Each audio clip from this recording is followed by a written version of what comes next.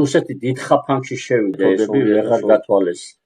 ვერც უკრაინელი ხალხის ნება ვერ გათვალეს, ვერც ის რომ ევროპა ასე დაეხმარებოდა და ეხლა ის დაჩოქილ მდგომარეობაში იბრძვის, მაგრამ ის არ წაქცეულა, ეს აი აქ იყო მისი შეცდომა და ეს ან დაუშვა თვითონ, ან დააშვებინა რაღაც, აი როგორც იტყვიან ჩვენი პოლიტიკოსები deep state-მა, ხო აბრალებენ მაინც რომ აი deep state-მა ხაფანგი რა არის. ეს არის ისეთი მექანიზმი, რომელიც არ ჩანს, რომ ჩვენი სტრატეგიული პარტნიორობა უნდა დასრულდეს იმით, რომ სამხედრო ბაზები უნდა დავაყენოთ. წარმოიდგინეთ ახლა ის ბიჭები როცა დაბრუნდებიან, რა ჯარს შექმნიან აქ, რა არმიას შექმნიან, რა თქმა უნდა უკრაინელებთან ერთად და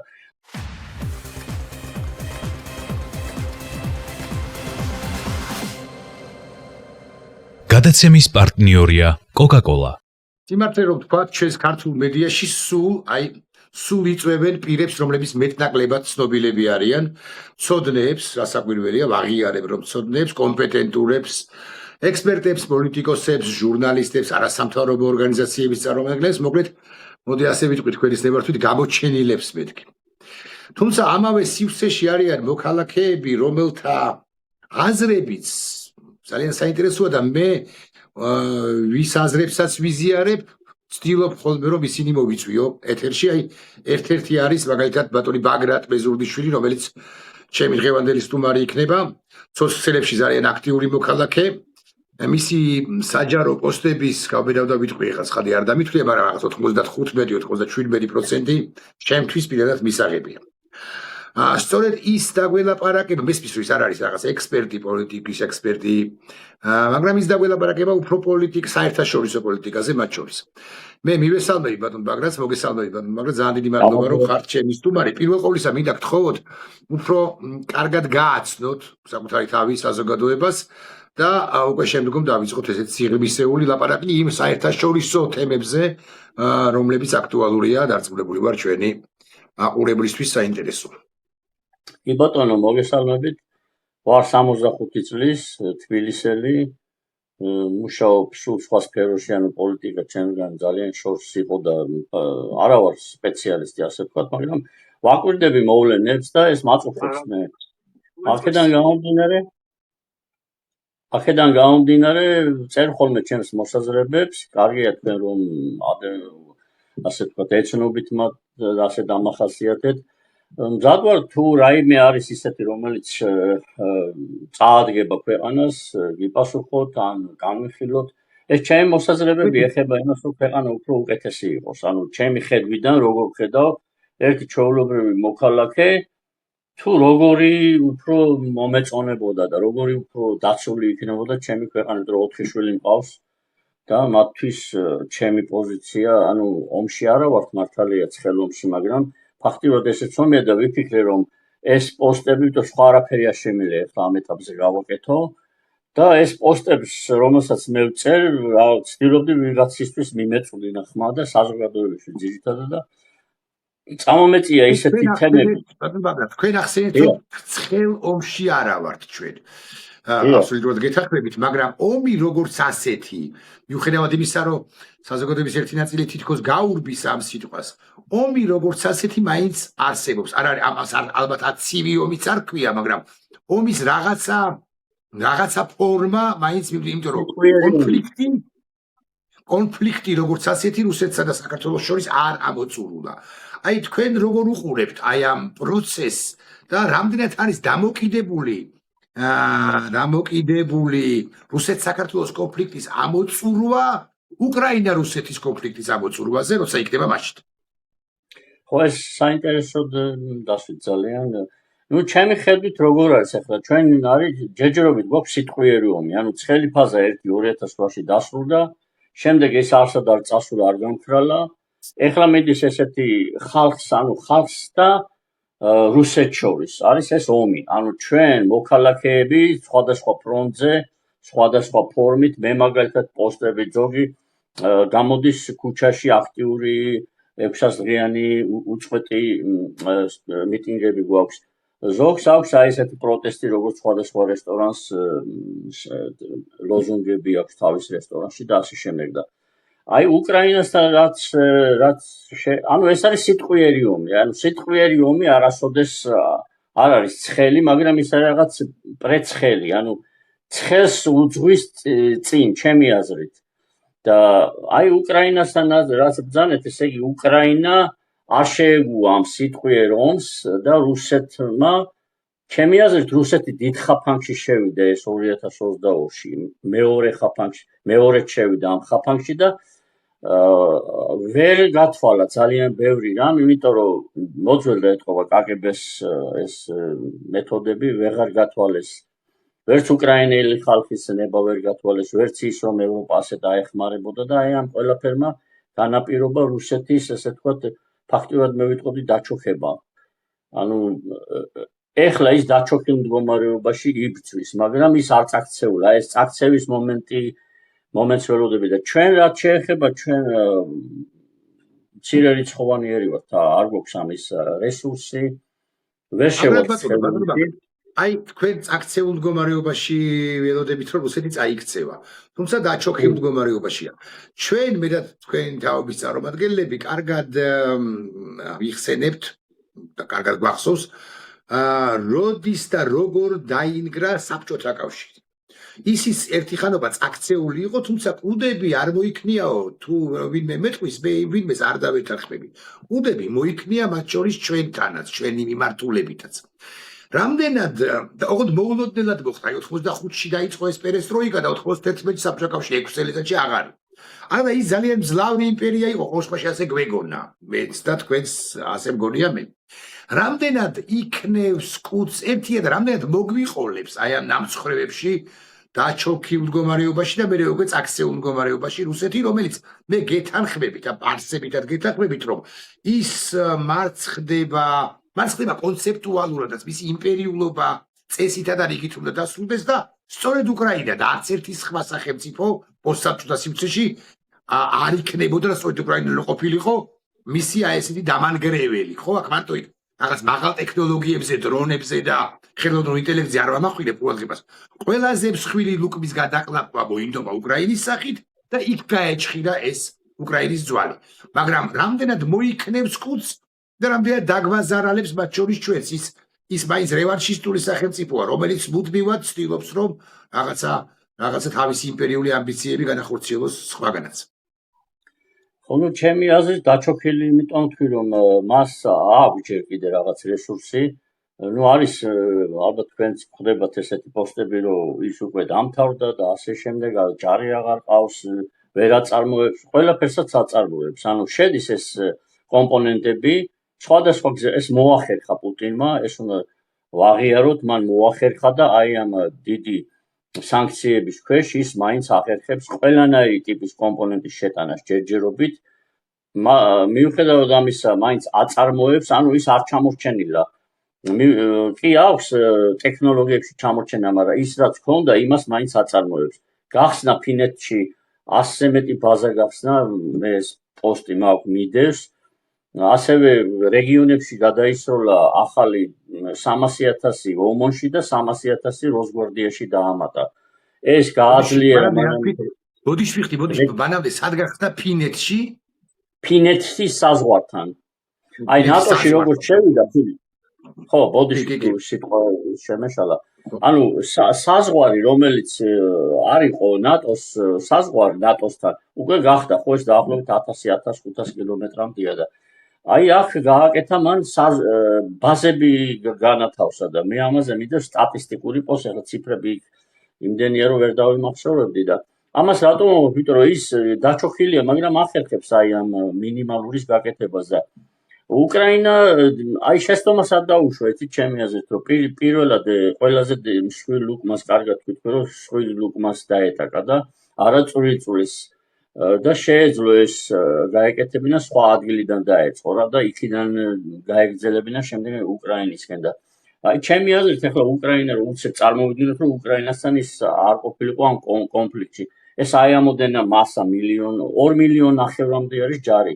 მართალია 2 მილიონ ნახევარი არ იბრძვის უკრაინაში, მაგრამ დარჩენილ სხვადასხვა ბაზებზე ეს განლაგები მას აქვს და ეს რომ არ ყოფილიყო ახლა უკრაინაში, ეს დაკავებული ეს ამოდენა ბრბო და ეს ლოთი არმია, აი სად წავიდოდა და სად გააკეთებდა თავის აი ამ ცუდ საქმეებს არავინ არ იცის. მეორე მხრივ მესმის ბატონო მაგრამ არა მეორე მხრივ აი სწორედ აქ არ იქნება ძალიან საინტერესო მიგნება გავაკეთოთ პირად თქვენ ერთად რომ სწორედ ყველაზე დიდი მსხვილი რუკბა სჭირდებოდა უკრაინის სახით რომ უკვე მისი მონელების შემდეგ ხო სხვები საქართველო მოლდოვა სომხეთი აზერბაიჯანი არ ვიცი მაგრამ აზერბაიჯანის კი ბატონო ცენტრალური აზიის სახელმწიფოები ეს თეორიაც არსებობს მიბობღდებოდნენ მასთან იმიტომ თუ უკრაინა შესანსლა მე უკვე საქართველოს წინააღმდეგობის გაწევის უნარი სურვილის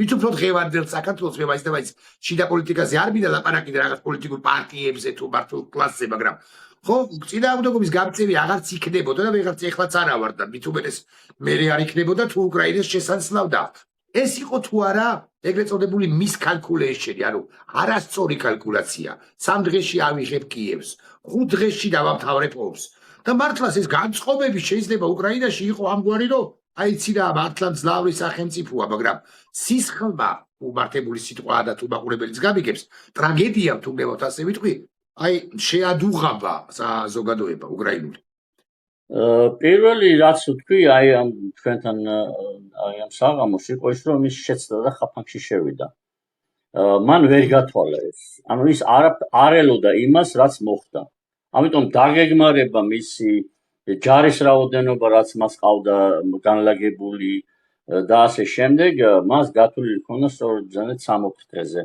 ну ალბათ მან ეს ერთი თვიანი ვადა ჩათვალა ანუ რეზერვიც კი შეიძლება ერთ თვეზე მეტი არ მოამზადა აი ამისათვის აი აქ იყო მისი შეცდომა და ეს ან დაუშვა თვითონ ან დააშვებინა რაღაც აი როგორც ითხრიან ჩვენი პოლიტიკოსები deep state-მა ხო აბრალებენ მაინც რომ აი deep state-მა ჩაითრია და ზელენსკის აბრალებენ ხო ჩვენ გვაქვს ესეთი ხშირი პოსტები რომ ზელენსკის 1000 უწმაწული სიტყვებით ლანძღავენ ჩვენებიც ანუ ქართველების და ვერ ხსნიან რატომ ზუსტ ეს პიროვნება ვერ ხსნიან რომელიც თავის ქვეყანას იცავს და აი სწორედ ეს თემა რომ აი შეცდა დიახაც შეცდა ვერ გათვალა ну მოგეხსენებათ კრემლს არ აქვს ისეთი გუნდი როგორც თქვა ამერიკის შეერთებულ შტატებში 1000 მრჩეველია და 1000 ინსტიტუცია მუშაობს ამა თუ იმ საქმეზე თუ რა შედეგები დადგება და ასე შემდეგ კრემლს ყავს ერთი პირი რომელიც დაავალებს გენერალურ შტაბს უნდა მოამზადოს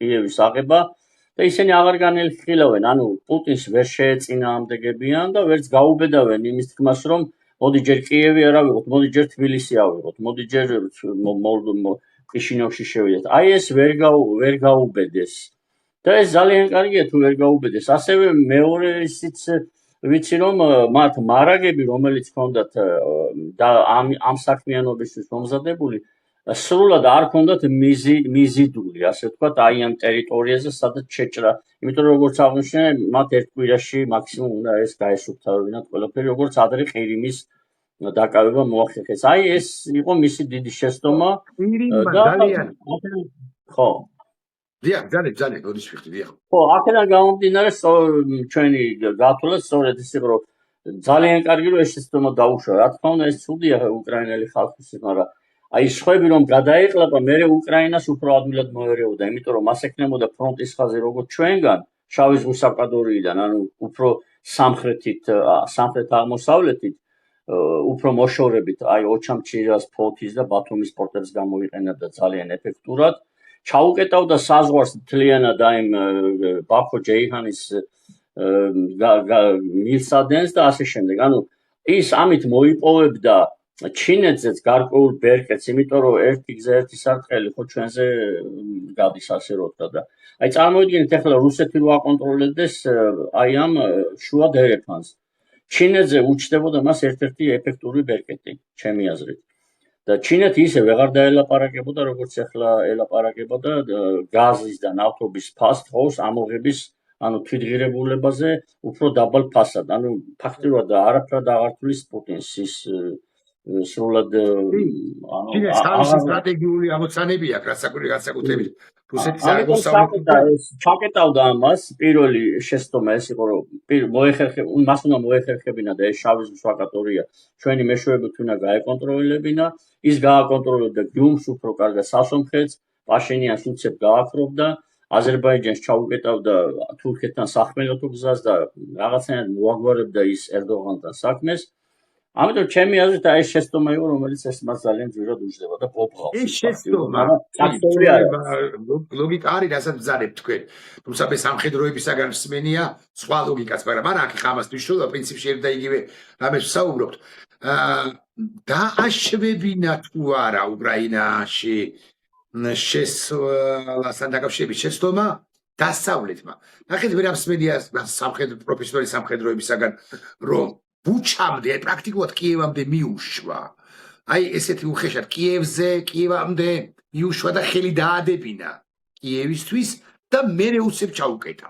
და ამის შედეგად ცოტა შოკის მომგვრელიც იყო ეს რუსეთისათვის ცხადია, იმიტომ რომ ის არ ელოდა, რომ წინააღმდეგობას ბუჩაში თუ ირპენში, გოსტომილში თუ სხვაგან, ხო? ესეთ წინააღმდეგობას გაუწევდნენ და აქ ამიტომაც გაეწელა ეს ეგრეთ წოდებული SVO, რომელიც რეალურად SVO არ არის და არის სრულმასშტაბიანი ომი. კი ბატონო, სიტყვა ხაფანგი ვახსენე ამ წინა ტექსტში და სრულად თავისი სრული დატვირთვით. ანუ ხაფანგი რა არის? ეს არის ისეთი მექანიზმი, რომელიც არ ჩანს. მე თავს ვერ დავდებ, რომ ეს დასავლეთმა დაუგო, თეთრმა სახლმა დაუგო თუ deep state-მა თუ სხვა, მაგრამ ხაფანგი რომ არსებობდა და ეს გეგმა რომ ასეთი აი ამ ხახაში შეეყო თავი, შესრულდა. თუმცა ამას დიდი სისხლი მოყვა ხო უკრაინელების ხარჯზე. ამიტომ მე ხაფანგს ვაღიარებ, რომ ხაფანგი არის ისეთი, რომელიც უხილავია და ეს ვერ დაინახა პუტინმა და ეს ძალიან კარგია, მაგრამ მეორე მხრივ ცუდია, რომ აი ამდენი ბავშვი და ქალი შეეწირა ყველაფერს. მისი ამოცანა იყო არასწორად დაგეგმილი და ესეც ძალიან კარგია, იმიტომ რომ ეს გენერლები ჩამორჩენილი მე-19 საუკუნის აზროვნებით აკეთებენ აი ამ სამხედრო ოპერაციებს და ჩვენ კიდევ ხედავთ საპირისპირო მხარეს უახლესი ტექნოლოგიით შეიარაღებულ ევროპაში ერთ-ერთ ძლიერ არმიას, რომლის იმედიც მეც მაქვს, იმიტომ რომ მე მიმაჩნია, რომ ჩვენი სტრატეგიული პარტნიორობა უნდა დასრულდეს იმით, რომ სამხედრო ბაზები უნდა დავაყენოთ და მოვახერხოთ და იმედია მოვახერხებთ ჩვენი ბიჭები იბრძვიან იქ ბოლო-ბოლო ქართველები და აი ესენი წარმოიდგინეთ ახლა ის ბიჭები როცა დაბრუნდებიან, რა ჯარს შექმნიან აქ, რა არმიას შექმნიან, რა თქმა უნდა უკრაინელებთან ერთად და ამიტომ მიმაჩნია, რომ აი ეს კარგი ადამიანები, რომელიც იქ იბრძვიან, აი აქ ბაზები უნდა იყოს აუცილებლად უკრაინულად. ძალიან დიდი მადლობა, რომ ეს მიპასუხეთ, იმიტომ რომ როდესაც თქვენთან ინტერვიუს გეგმავდი მე დავიწყე თქვენი გვერდის სკროლვა, თუ სწორი სიტყვა და სწორედ ეს მე მინდოდა ამის თაობაზე მეკითხა, სწორედ ეს სტატუსი ამის თაობაზე სტატუსი აღმოვაჩინეთ თქვენ. ძალიან საინტერესო იდეით გამოდიხართ, მე არ მსმენია სხვაგან ყოველ შემთხვევაში, რომ აქ იყოს კონფლიქტის დასრულების და რუსეთის დამარცხების შემდეგ აქ იყოს უკრაინის სამხედრო ბაზები და ბაზები მეც მგონია, აი კიდე შეავსეთ თქვენ, რომ მათ შორის ქართველები, რომლებიც მონაწილეობენ უკრაინაში საბრძოლო მოქმედებებში, ეს გამოუყენებელი მოცემულობებს, მაგრამ მომავალში გამოსაყენებელი რესურსია ჩვენი შეიარაღებული ძალების ხელახლა ფორმაკნადობისთვის იმ ბიჭებთან ერთად, რომლებიც ახლაც არიან თავდაცვის ძალებში, ესეც ხაზგასმით მინდა ვთქვა. შეიძლება თუ არა ვიფიქროთ იმაზე, გიბოდიშებთ კი არ ვაპირებთ საქართველოს ხელისუფლებაზე ლაპარაკს, მაგრამ ზნეს და ფერს შეიცვლის ხელისუფლება ქართული ოცნებისა, როგორც კი დაინახავს, რომ უკრაინა კიდევ უფრო სერიოზულად იბარჯებს. არა მხოლოდ მაღალი ტექნოლოგიების, ხელოვნური ინტელექტის ან დრონების გამოყენებით, არამედ აი უკვე ხმელეთზეც, მაგალითად ყირიმის ნახევარკუნძულზე იბრუნებს და აი ამ დროს შეიძლება თუ არა ვიფიქროთ, ავიოცნებოთ, რომ ქართული ოცნება აი ესე მოატრიალებს საკუთარ რაკურს, მათ შორის ამერიკელების დახმარებით თუ ამერიკელებისაგან იძულების გათვალისწინებით. მოდი მე უკრაინელები დავიწყე აი იმ თემას გავყვები და მე ამ პოლიტიკაზეც გიპასუხებთ. ესე იგი, ევროპის დამცველი, ასე პირდაპირ ვთქვათ, ხდება უკრაინა. ანუ ის ცოცხალი ძალით, რა თქმა უნდა, ევროპა ფულით და ტექნოლოგიებით და დახმარებით ამაგრებს იმ ფრონტს, რომელსაც ახლა ამაგრებს, მაგრამ მერე დგება საკითხი, რომ მათ დასჭირდებათ აი შავი ზღვის აკვატორიის სამხრეთი ნაწილის, ანუ ჩვენი ნაწილის გაკონტროლებას და ანუ ეს უსაფრთხოებისათვის მათთვის ძალიან მნიშვნელოვანი იქნება და საქართველოს თავისი ძალით ამას ვერ გააკეთებს. უკრაინელები არა მარტო ჩვენთან გააკეთებენ ბაზებს, ანუ უკრაინა კი არ გააკეთებს უпроსტად ბაზებს, საჭიროება მოითხოვს ევროპის უსაფრთხოებისათვის, რომცა შევიდეთ ამ ნატოში, მათი უსაფრთხოებისათვის, რომ არა მარტო ჩვენთან, იმიტომ რომ ეს ყველაზე მნიშვნელოვანი ტერიტორია, წეგან ახსენი მე რომ ეს რუსეთს რო ეკავოს ახლა რა დღეში იქნებოდა სამხრეთიდან უკრაინა შავი ზღვიდან. ამიტომ ეს თემა ჩემის აზრით მერე უფრო გააქტიურდება, როდესაც ომი დამთავრდება, რომ ქართველი მეომრები, რომლებიც იქ არიან, ახლა ისინი ჩუმად არიან, ასე ვთქვათ, ასეთი განცხადებებს ვერ, მაგრამ ისინი ხო ჩამოვლენ ხო, თავის სამშობლოში დაბრუნდებიან და ახლა იმათ კარგი რომ უნდა და სიცოცხლეს წირავენ ჩვენ ქვეყანაზე, რომ ჩამოვლენ ცოცხლები, უკვე ხო იფიქრებენ, რომ საქართველოს ხვალეთ ზეგაც რო არ აღმოჩნდეს ამ მდგომარეობაში, უკვე სამუდამოდ რაღაც სტაბილური გააკეთონ. ამიტომ პირველი ნაბიჯი ჩემი აზრით იქნება ის, რომ აქ ბაზების აუცილებლობა დადგება, არა მარტო ჩვენთვის, არამედ უკრაინისთვის და ევროპისთვის და თქვენ წარმოიდგინეთ, რომ სასომხეთი და აზერბაიჯანი ამას აუცილებლად შემოუერთდება. რაც შეეხება მეორე საკითხს, რომ ქართული ოცნება თუ იწყებს, თუ დაიწყებს აი ამ ესე ვთქვათ გარდაქმნას. ქართული ოცნება დამოუკიდებელ პოლიტიკას ვერ აწარმოებს. ეს დავწმუდით ჩვენ ძალიან ბევრჯერ. შეიძლება მათ ძალიანაც უნდათ, მაგრამ ისინი ამას ვერ აკეთებენ, იმიტომ რომ მათ როგორც იტყვიან, აქვთ ეგრეთ წოდებული გეგმა, თუ რა ვიცი, თუ მესიჯები, თუ როგორ მოხდით ეს წერილობით მოხდით, თუ აქციის ეს კაკების წარმომადგენელი და დირექტივებს აძლევს ოცნებას, რომ მათ ეს გააკეთონ, ეს თქვან, ის დაწერონ და ასე შემდეგ. ამიტომ მე მიუხედავად იმისა, რომ მიდიან ამერიკაშიც ესაუბრებიან ან ევროპელებს, დარწმუნებული ვარ, რომ ყველა ეს მოქმედება არის ესეთი მოჩვენებითი. მათ შეიძლება უნდოდეთ ვიმეორებ, რომ ყველაფერი ისე გააკეთონ, როგორც დასავლეთი ეუბნება, მაგრამ ისინი ამას ვერ იტყვიან და ვერც გააკეთებენ. ჩემი აზრით, მოცემულობა ისე დადგება, რომ შეიძლება ერთი ადამიანი ესე ვთქვათ, ერთ ადამიანს მისცენ აი ეს ხელშეუხლებლობის გარანტია და იმან ყველა ეს პრობლემა მოაგოროს და ის გაქრეს აი პოლიტიკური ველიდან. ეს არის ჩემთვის ესეთი ყველაზე უფრო ნათელი. ანუ მე ამას ესე ვფიქრობ, რომ ერთ ადამიანს სავარაუდოდ მის გაურიგდებიან, დანარჩენებს ვერ, იმიტომ რომ დანაშაული ძალიან ბევრია ჩადენილი.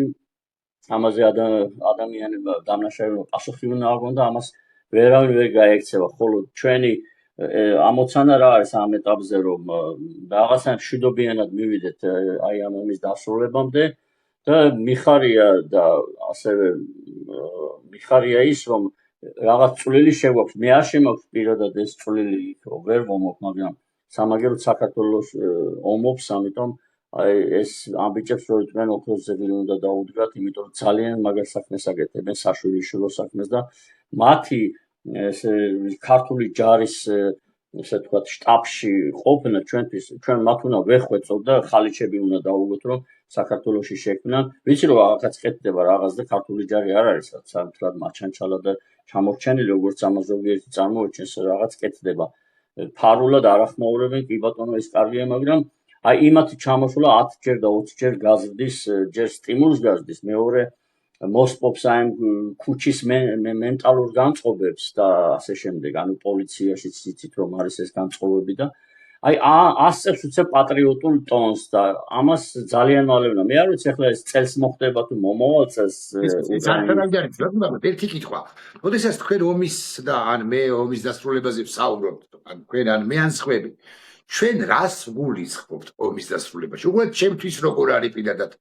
მე მგონია რომ ვინ ანუ გაიმარჯვა რუსეთმა, დაკმაყოფილდა რუსეთი რაღაცით და დაკმაყოფილდა უკრაინა რაღაცით, ესე აღარ იქნება. ზავით უბრალოდ ასე ვიტყვი, არ დაიდება. ან იმარჯვებს ერთი სახელმწიფო სრულად, ან იმარჯვებს მეორე სახელმწიფო სრულად და რა ის ნიშნავს უკრაინის გამარჯვება? უკლებლივ ყველა მისი ოკუპირებული ტერიტორიის განთავისუფლებას, დონეცკის, ლუხანსკის, ზაპოროჟიეს ნაწილის, ხერსონის ნაწილის და ყირიმის. რაც ავტომატურად ნიშნავს ჩემი გაგებით, რომ პუტინი უშუალოდ თავარდამნაშავე ომში უბრალოდ კრემლში აღარ არის და არ მინდა ესე რაღაცა პროზაულ პოეტურად გავამივიდეს, მაგრამ უგნებავთ ასე ავუხსნათ მაყურებელს, რომ მას გამოათრევენ კრემლიდან და წითელ მოედანზე მიათრევენ. ეხლა ესე პირდაპირ მნიშვნელობით ასე არ მოხდება ალბათ მაინც, მაგრამ რუსეთის იმპერია და იმპერიულობა ინგრევა პუტინის უკაცრავად პუტინის ინგრევა რუსეთის იმპერიულობის დამარცხებასთან ერთად. ეს რასაკვირველია მეტ შესაძლებლობებს ხსნის უკლებლივ ყველასთვის, მათ შორის ჩვენთვის თქვა ტერიტორიული მთლიანობის და კონფლიქტის ამოწურვის კუთხითაც. იმიტომ რომ ის აფხაზების ვერაფ აფხაზებით ოსები ვეღარ ამის ებღაუჭებიან. აი სათვცდები ჩემს სამ მოსაზრებაში ამ ლოგიკაში. მე მესმის რომ ეს არ არის 1 და 2 წლის პერსპექტივა, მაგრამ ეს უკრაინული დრონების საოცარი ფრინავი ჩიტებისა და ხელოვნური ინტელექტის გამოყენების გათვალისწინებით არც თუ 5 წლის პერსპექტივა მგონია მე პირადად. კი ბატონო, აი გავყოფ მე ეს თემას ასეთი იმით, ჩემი მოსაზრებით ესე ბჭყალებში ჩავსვავ ამ უკრაინულ თემას, ის დაიკავებს, ანუ კიევი გახდება კარგი გაგებით მოსკოვი რა. ანუ ამაში რას გულისხმობ, პუტინს არ ვერ მოკლავენ, იმიტომ რომ დაცვა ძალიან გაიძლიერა. მას აქვს ექნება გასაქცევი გზები და ჩემი აზრით უფრო ირანია მისთვის ყველაზე მისაღები, იმიტომ რომ ირანში ასე თუ ისე ვერ დაჩაგრავენ ისე როგორც თქვა ჩინეთში. ანუ ეს თემა დამარცხების თემა თუ მოვიდა, ეხლა არ ჩერდება უკრაინა და უტევს და თქვენ წარმოიდგინეთ ჯარი როცა ზავი არ დაიდება, მე ესე მგონია. ის არ გაჩერდება მანამ, სანამ ის არ მიაღწევს სრულ განთავისუფლებას თავისი ტერიტორიების, მაგრამ ის ასევე გარკვეულწილად დაგვეხმარება ჩვენ, შეიძლება პირდაპირ ასე არ დაგვეხმაროს, მაგრამ აი როგორც წერა თქვი, კიევი გახდება კრემლი. კარგი გაგებით, აი თუ ცენტრი, მოდია, თუ გრევა ასე არ თქვა. აი ყავია რომ დამეხმარო. ცენტრი. და რატომ? არ სჭირდება დასავლეთს თავის ტკივილები, არ სჭირდება ამერიკას თავის ტკივილები. ეხლა თქვენ წარმოიდგინეთ, რომ დაიშალოს ეს არავის არ აწყობს. თათარსტანი, ჩრდილოეთ კავკასია, შუა აზია, ეს ყველაფერი რაღაც ცენტრს მოითხოვს, იმიტომ რომ ჩვენი მენტალობა ჯერჯერობით არ არის ევროპული. ანუ ჩვენ ცხელი ხალხი ვართ და ამას შეიძლება რა ვარქვათ, თუ გებავთ ცენტრიც კიდევ უფრო გავშალოთ მაყურებლისთვის, გრავიტაციის ცენტრია. ხო, ან რაღაცა ვიზიტულობის ცენტრია, კი ბატონო. ზეგავლენის ცენტრი, კი ბატონო, ხო, ანუ ეს არის ჩემი მოსაზრება, რომ ეს მართალია 5 წელში და 10 წელს შეიძლება არ მოხდეს, მაგრამ იქით მიდის, იმიტომ რომ ვისაწყობს თავზე ხელაღებული ჩეჩნების და დაღესტნელების ავტომატებით სირბილი ან რუსეთში ან და ისა ახაც გადმოვა ხო და ვინ შეაკავებს ისე უკრაინული წეღაროთი ბაზები. ამიტომ სტაბილიზაციისთვის მე არ ვიცი ახლა შუა აზიაში რა სიტუაცია იქნება და დასჭირდება თუ არა მათ დაცვა, მაგრამ ჩემი აზრით აი როგორც ახლა აფრიკაში მოხდა და იქ რამოდენიმე უკრაინული ჯგუფი მოქმედებს და სისხლს უშრობს ყოფილ ვაგნერერებს თუ ისე ვაგნერერები არიან, არ ვიცი. აი ისე მოხდება ახაც ეს ბაზები იქნება, ბაზები როცა იქნება რუსეთი ვეღარ ანუ უკრაინული ბაზები თუ იქნება რუსეთი ვერ გაბედავს. იმიტომ რომ არც ევროპა და არც ამერიკა აქ ბაზას არ გახსნის, ჯერჯერობით არ დააყენებს. ის შემოვა აქ იმ შემთხვევაში თუ უკრაინული ბაზა იქნება და ეს იქაურ ამომრჩეველს დაანახებს, რომ ჩვენ აი რაღაცნაირად და ფარულად შეიძლება რაღაც ფინანსური დახმარება, იარაღი დახმარება და ის გააკეთოს. აქედან გამომდინარე ეს წეღა რაც ბრძანეთ გრავიტაციის და ზეგავლენის ცენტრი ჩვენ გვჭირდება, ანუ ჩვენ არა ვართ მომწიფებული ისეთი საზოგადოების შექმნისათვის, აი როგორც ევროპაშია. ამას ჩვენ სამწუხაროდ და ეს საბჭოთა კავშირის მოქალაქეები ვინც ვართ, ვინც აღვიზარდეთ, ცოტ-ცოტა და გამოსწორება გვინდა და ახალი თაობა, როდესაც წამოვა, აი როდესაც ის უფრო მეტად გაევროპელდება ბჭყალებში ვიხმარ ამ სიტყვას.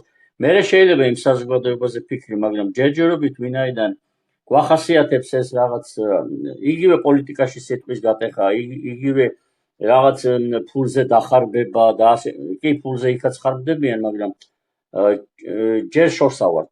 ამიტომ თუ ახალი თაობა სწრაფად წამოვა და აიღებს სადავეებს ხელში, შეიძლება ეს მალე მოხდეს. ჩვენთან, მაგრამ ეს ვერ მოხდება მალე ვერც აზერბაიჯანში, ვერც თქვათ ჩრდილოეთ კავკასიაში, იმიტომ რომ სხვა ტიპის იქ თუ ძალით არ დაამყარე ის რაც გინდა, იმას ვერ დაამყარებ, აი ესეთი იგივე როგორც მყარდება ევროპაში, ეს მე ამას გამოვრიცხავ. ჩვენი მენტალობა არ არის ევროპული რა. არც ვიტყვი რომ ეს კავკასიური ან აზიური ან რაღაცა ნარევია, რომელიც უფრო რთულად ვერც აიხსნება ეს, იმიტომ რომ ხასიათია ესეთი. კი გვესმის რომ ესე უნდა გავაკეთოთ ის, მაგრამ ვერ ვაკეთებთ, იმიტომ რომ ჩვენი მენტალიტეტი, აი მაგალითად არავინ არ დაერეკა პოლიციას. ჩვენ თაობას, ხო ბატონ ბაგრატ, ჩვენ მე თაობას მაყურებელს. ან ვახსენეს საბჭოთა კავშირის და შემდგომი თაობა, კი. საწყენად არ ვამბობ ამას, ვამბობ მენტალობას. ეს რა ჩვენ ჩაჭედილი გვაქვს თავში, სხვისთვის ეს არის უცხო. ანუ ის ჩვენ მაინც ჰომო სოვიეტიკუს მართებული გაგებით მაყურებელი არ გვიწყեց, ხო? ჰომო სოვიეტიკუსები ვართ ერთგვარად, ჩვენი, თქვენ არ მიწყიდოთ, ჩვენი სიმძიმეები, ჩვენი კომპლექსები, ჩვენი სტერეოტიპებით შეიძლება და ასე შემდეგ და ასე შემდეგ. კი ბატონო, ყველას რაღაც პროცენტი, ზოგს 1% აქვს, ზოგს 99. ეს არის უბრალო ამას ვერ მოიცილებ, იმიტომ რომ პოლიციაში დარეკვა არის ჩვენთან, რა ვიცი, სირცხვილი თქვა რომ დარეკვა. 90% ამ მენტალობაზეა, იგივე ქართული სუფრის ტრადიციები, რომელიც გვაქვს, იგივე ეს იმდენად გამჯდარია და იქ ისე იზრდება თაობა, აი ეს რაღაცნაირად ცოტა არ ეტაპობრივად არ მოხდა, უცებ ამას და ეს მერე პოლიტიკაშიც გადადის. აი დააკვირდით ახლა ჩვენი პარლამენტის წევრების ქცევაზე იქ როგორ იცავენ ერთმანეთს, ხო, 20 კაცი ერთ კაცზე მედის და ეს ბოდიშის რუსულ სიტყვას გამოვე პადეშკას აძლევენ და არა ჩაგრვინებენ სხვა. ანუ ეს იქიდან მოდის აი ამ საბჭოთა მენტალობიდან, ქურდული მენტალობიდან, ქუჩის მენტალობიდან და ამას ესე უცებ როგორ აღმოფხვრ. ვერც ძალით აღმო, რაღაც დრო სჭირდება ალბათ. ან სრულად უნდა შეიცვალოს ეს და ახალი თაობა. აი ეხლა სულ არ მინდა ეხლა მაგალითად უკრაინის შიდა პოლიტიკის განხილვა არ არის არც დრო გვაქვს ამისთვის და მაგრამ ჩვენ გვჭირდება აი ფედოროვი როა მაგალითად. მესმის რომ ის გაანთავისუფლეს, ხო, რაღაცა პრობლემები აქვს, იქაც თავისი სირთულეები აქვს უკრაინულ საზოგადოებას, იქაც საბჭოურობა ხანდახან გადასძალავს ხოლმე, მაგრამ აი ესეთი ახალი ნოვაციაზე, ნოვატორობაზე, ახალ ტექნოლოგიებზე და რაც თავარი ახალ ახლებურ აზროვნებაზე ორიენტირებული ახალგაზრდები და ჩვენთან ამის პერსპექტივა არის. აი უცხოელი რომ ჩამოდის, ხო, გაოცებულები არიან და კითხულობენ რომ კი, მაგრამ ამდენი ასე კარგად ინგლისურს ვერ ფლობს იტალიელი, ესპანელი, გერმანელი, მე მესმის რომ ის დიდი სახელმწიფოებია, მაგრამ არც ერთი პოსტსაბჭოთა ალბათ ბალტიელებს არ შევედრებით და ვერ შევედრებით, მაგრამ პოსტსაბჭოთა არც ერთ ქვეყანაში არ არის ესეთი უტოლვა სწავლისადმი და სოდნისადმი. თუმცა რასაკვირველია მეორე უკიდურესობას გვახასიათებს, რომ სუფეხებზე გიდიათ საზოგადოება ახალგაზრდების ნაწილს. მოკლედ, ასეთი სინკრეტული საზოგადოება ვართ. ევროპაზე კითხავთ, ბატონ ბაგრატ, აი ამ კონტექსტში რამდენად ადეკვატურია ევროპა?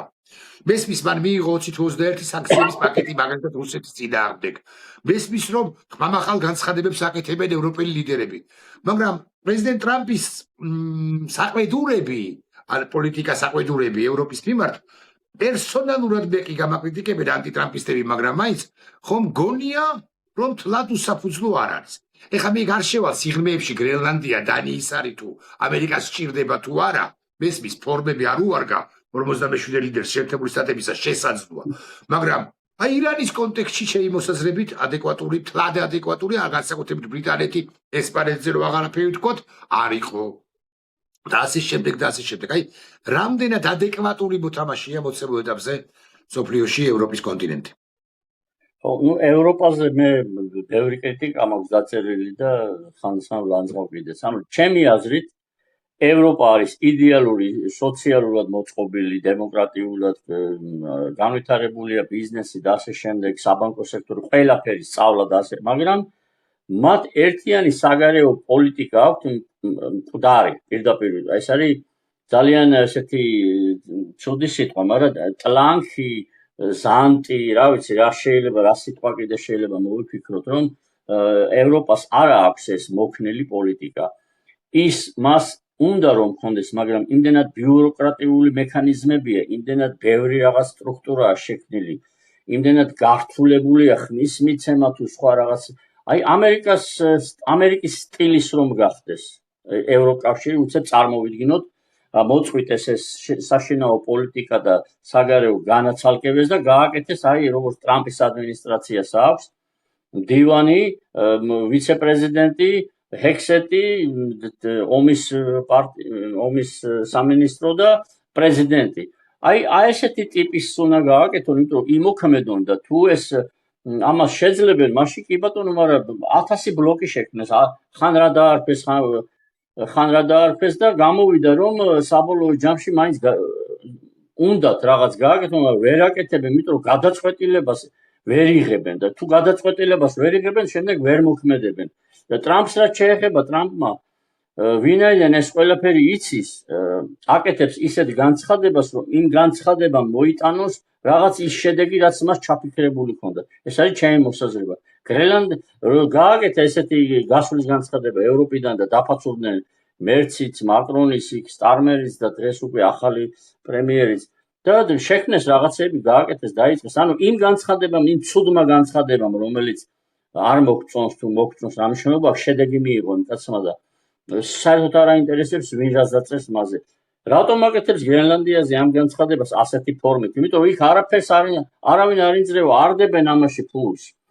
წარმოიდგინეთ, ამხელა პროფიციტები აქვს იმაში, რა ქვია, ბიუჯეტებში და განვითარება არ ხდება.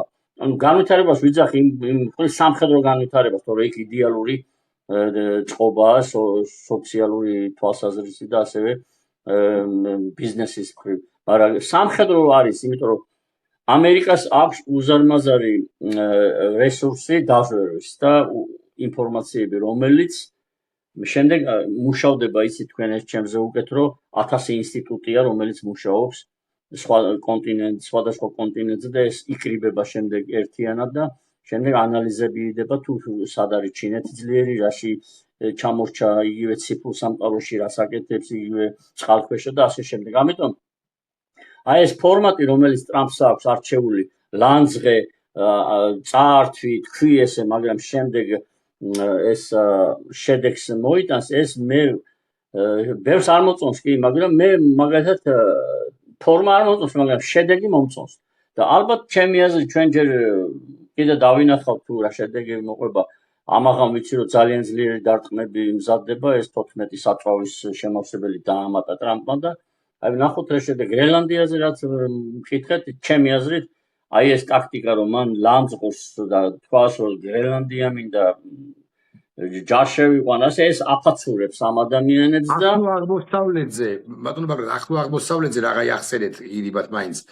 ხო, ჩვენ საუბარს ვერ მოვასწრებთ ახლა, თუმცა მე მაყურებელს დავპირდები, რაც საინტერესო რესპონდენტი ძანდებით, რომ გარკვეული პერიოდი შევიდეთ, თუ თქვენი ნებართვაც, თქვენი სურვილიც იქნება, დაუბრუნდეთ ჩვენს დიალოგს და კონკრეტულად ახლო აღმოსავლეთზე ვისაუბროთ, თქვათ ორ კვირაში ან რაღაც გარკვეული პერიოდის შემდეგ, როდესაც მადლობელი ვიქნები, ცხადია და ბოლო კითხვა, ზოგადი ხასიათისაც ცხადია, მაგრამ მაინც 2026-ია. 30-ისთვის თქვენ როგორც აი 4 წელიწადში, ხო? დაახლოებით სად ხედავთ საქართველოს? ეს არის ევროკავშირის თქვენს მიერ გაკრიტიკებულის წევრი. ეს არის უსაფრთხოების ახალი სისტემა, შეიძლება ნატოს სულაც არ იყოს ამგვარი, მაგრამ ჩვენ რაღაც უსაფრთხოების ახალი ან სხვა კოლგა უკრაინას ახსენებთ თქვენ გადაგვეფაროს. ეს არის ხოციანობის დასასრული, თუ გებავთ არ მიპასუხოთ მაინც და მაინც ამ კუთხით, მაგრამ ესეც აი საქართველოს გაღწეულია რუსული გავლენებისაგან. აი ეს აღარ არის გავლენები ამ ქვეყანაში.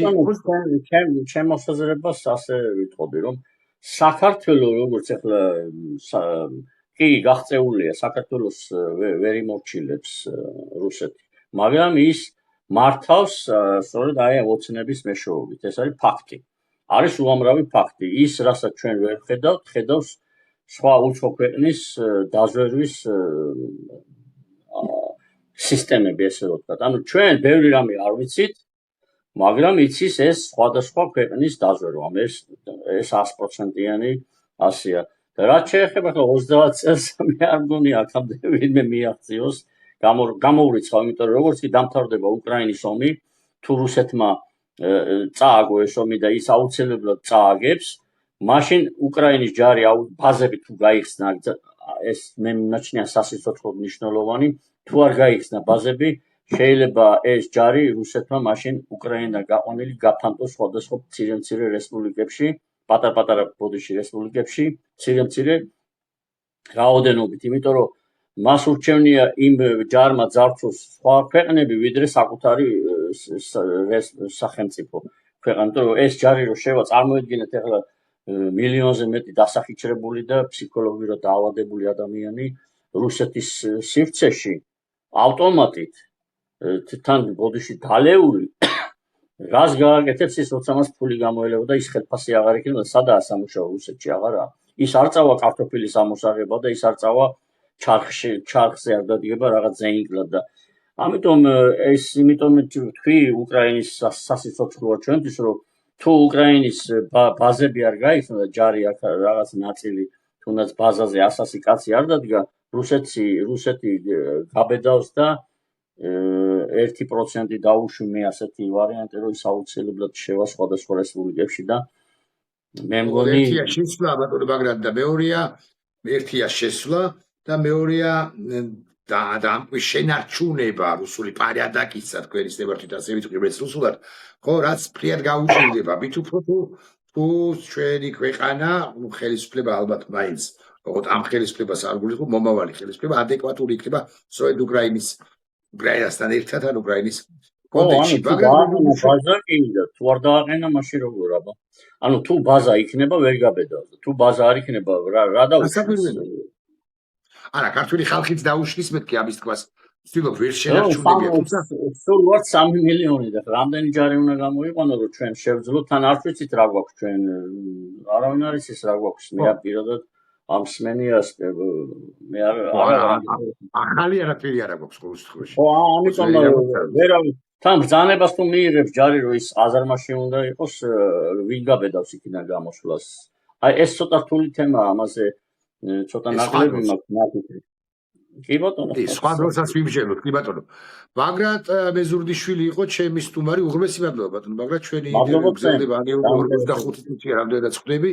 დიდი მადლობა და დაახლოებით 2 კვირაში, 3 კვირაში კიდევ განვაგრძოთ საუბარი და მე თუნებას მომცემთ ვიდეო ბლოგსაც გავაკეთებ თქვენზე დაყრდნობით, თქვენ გახსენებთ სწორედ იმაზე, რაც ალბათ თავარი იყო ჩვენ დიალოგში, უკრაინული სამხედრო ბაზების გახსნის აუცილებლობა, პერსპექტივა არა, იმდენად რამდენადაც აუცილებლობა, როცა იქნება მაშინ ჩვენს ქვეყანაში. დიდი მადლობა, წარმატებას და გამარჯვებას გისურვებთ. მადლობა.